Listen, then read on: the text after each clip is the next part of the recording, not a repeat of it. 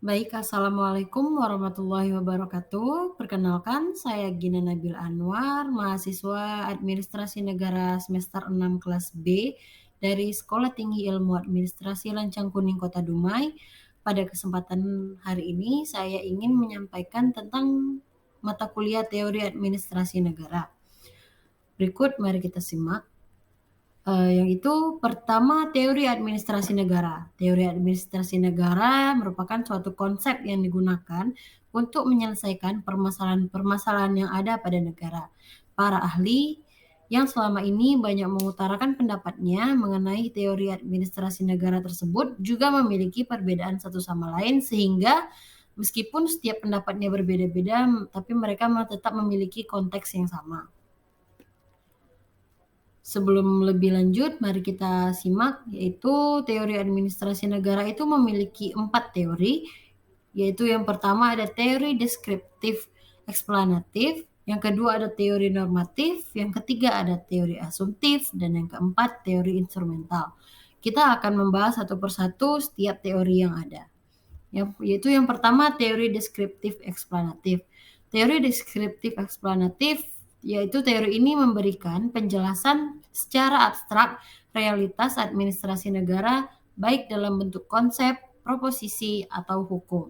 Contoh dari teori ini yaitu konsep hierarki dan organisasi formal. Konsep tersebut menjelaskan ciri umum dari organisasi formal, yaitu adanya penjenjangan dalam struktur organisasi dari tingkatan paling atas hingga menuju yang kepada bawahannya. Sehingga setiap struktur organisasi memiliki tugas dan fungsinya masing-masing. Lanjut, ada teori normatif. Teori ini memprediksikan apa yang seharusnya dilakukan atau apa yang seharusnya dikaji. Teori ini bertujuan untuk menjelaskan situasi administrasi masa mendatang secara prospektif. Teori normatif ini memberikan rekomendasi ke arah mana suatu realitas harus dikembangkan atau perlu diubah dengan menawarkan kriteria tertentu. Contoh dari teori ini yaitu permasalahan yang ada pada saat ini yaitu kemacetan di ibu kota Jakarta yang diakibatkan oleh bertambahnya volume kendaraan dari tahun ke tahun. Banyaknya pendatang baru menjadi salah satu sebab dan menjadi keluhan masyarakat, maka Pemprov Jakarta mengadakan MRT dan busway serta menerapkan kendaraan plat bernomor ganjil genap untuk mengurangi angka kemacetan tersebut. Lalu ada teori asumtif.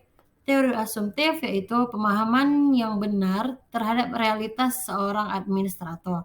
Suatu teori yang tidak mengambil asumsi model baik maupun buruk birokrat.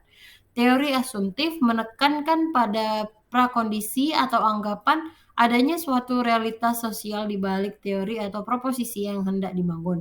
Contohnya yaitu teori X dan Y. Dalam teori tersebut dikemukakan dua jenis asumsi yang berlawanan tentang sifat manusia. Teori X berasumsi bahwa pada dasarnya manusia bersifat malas dan senang menghindari pekerjaan jika memungkinkan.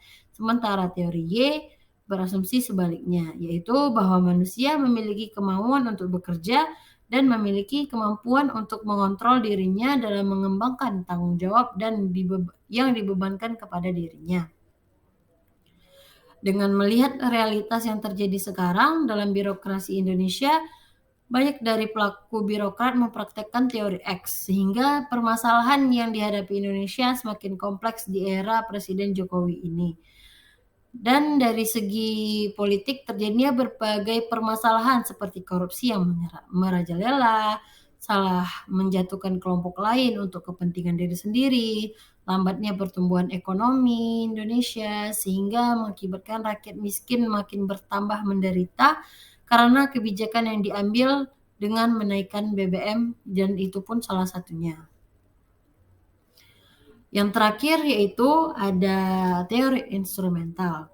Teori ini banyak digunakan dalam analisa kebijakan dan merupakan tindak lanjut atau maka dari proposisi jika karena.